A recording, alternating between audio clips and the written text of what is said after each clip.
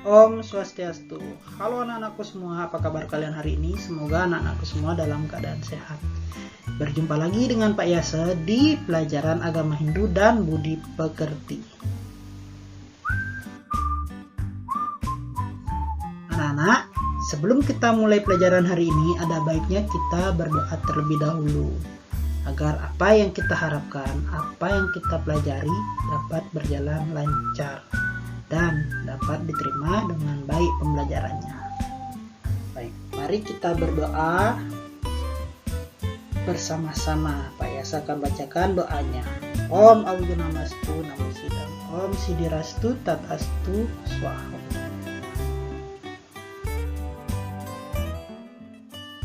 Nah, hari ini kita akan mulai pembelajaran agama Hindu dengan materi Atma sebagai sumber hidup.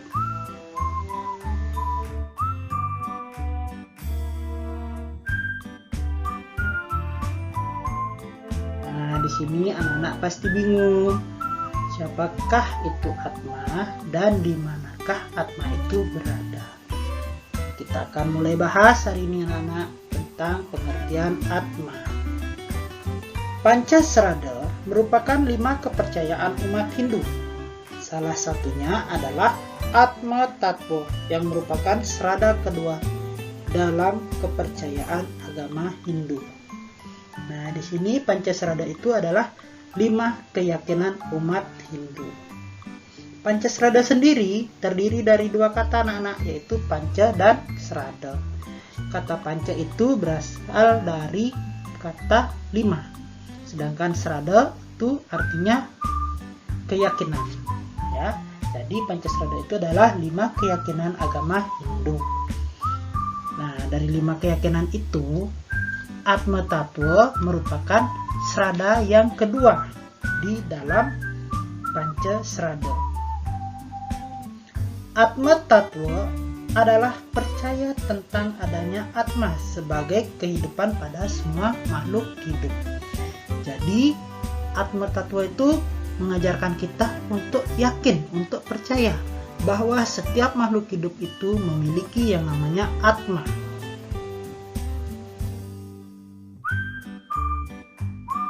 Nah, sekarang pengertian dari Atma adalah percikan-percikan terkecil dari Brahman, yaitu Sang Yang Widi, yang berada di dalam semua makhluk.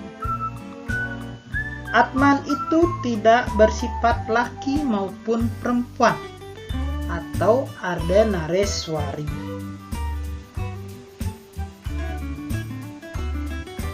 Atma di dalam tubuh manusia itu disebut Jiwatma, yaitu Atma menghidupkan manusia. Tanpa Atma manusia tidak dapat bergerak, tidak dapat bekerja, dan tidak dapat berkembang biak.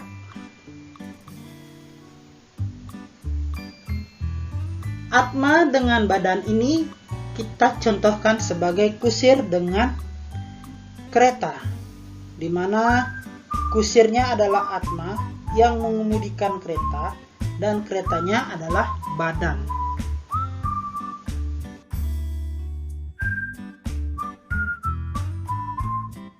Atma juga menghidupkan sarwa prani, makhluk hidup di alam semesta ini.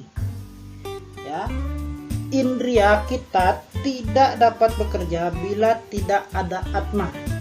Contohnya, telinga kita tidak mendengar, hidung kita tidak dapat mencium, mata kita tidak dapat melihat, tangan kita tidak dapat menulis, dan kaki kita tidak dapat berjalan. Itu jika Atma tidak ada di dalam makhluk hidup, ya. Jadi sudah jelas bahwa Atma itu berasal dari Sang Yang Widi.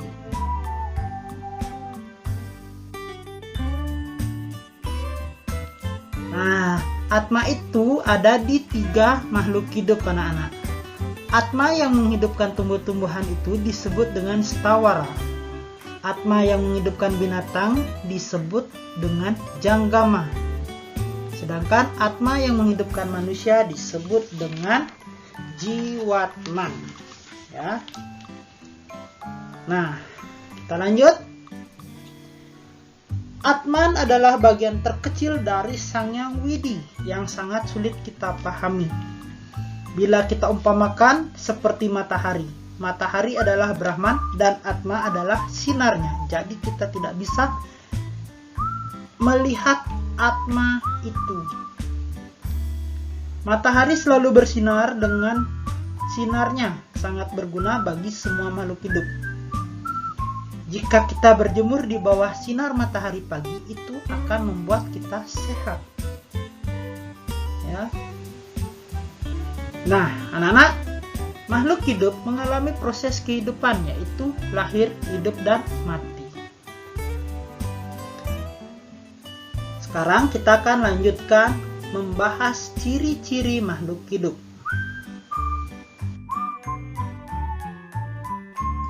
Di sini ada ciri-ciri makhluk hidup, yaitu 1. Makhluk hidup itu memiliki jiwa atau atma. Jika makhluk hidup tidak memiliki jiwa, berarti makhluk hidup itu akan mati. Yang kedua, bisa bernafas. Karena adanya atma, makhluk hidup itu dapat bernafas, khususnya manusia dan hewan. Yang ketiga, bisa berkembang biak. Yang keempat, itu ada bisa bergerak. Berikutnya ada perlu makan. Nah, semua makhluk hidup itu memerlukan makanan, anak-anak, baik pohon, manusia, dan hewan. Berikutnya bisa bersuara. Ya, itu sudah pasti. Manusia pasti bisa bersuara, hewan pasti bisa bersuara. Yang terakhir, bisa berpikir. Nah, di sini yang memiliki pikiran itu hanya manusia. Jadi, manusia itu adalah makhluk hidup yang paling sempurna. Kita akan bahas ciri-ciri makhluk tak hidup. Antara lain, tidak memiliki jiwa atau atma, tidak bisa bernafas, tidak bisa berkembang biak, tidak bisa bergerak, tidak perlu makan, tidak akan bisa bersuara, dan tidak bisa berpikir. Itulah ciri-ciri makhluk tak hidup. Nah, anak-anak, manusia dapat bergerak, berlari, bermain karena di dalam tubuhnya ada atma. Sama halnya seperti hewan, bisa memiliki anak karena berkembang biak dengan cara bertelur ataupun beranak. Itu juga karena ada atma. Nah, di sini ada beberapa contoh hewan yang bertelur. Itu ada ayam, ada burung, ada bebek, ada yang lainnya. Nah, di sini juga ada contoh hewan yang beranak. Berarti dia tidak perlu bertelur lagi, anak-anak ya. Yaitu sapi, kelinci, kucing, anjing, dan lain-lain. Nah, proses perkembang biak itu bisa terjadi karena diberikan atma oleh Sang Yang Widi.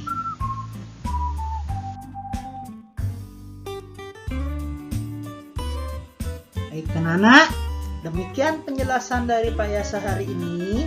Semoga penjelasan Pak Yasa hari ini bermanfaat buat anak-anak dan anak-anak dapat mengerti apa yang Pak Yasa jelaskan. Akhir kata, Pak Yasa akhiri materi hari ini dengan Parama Santi. Om Santi Santi Santi Om.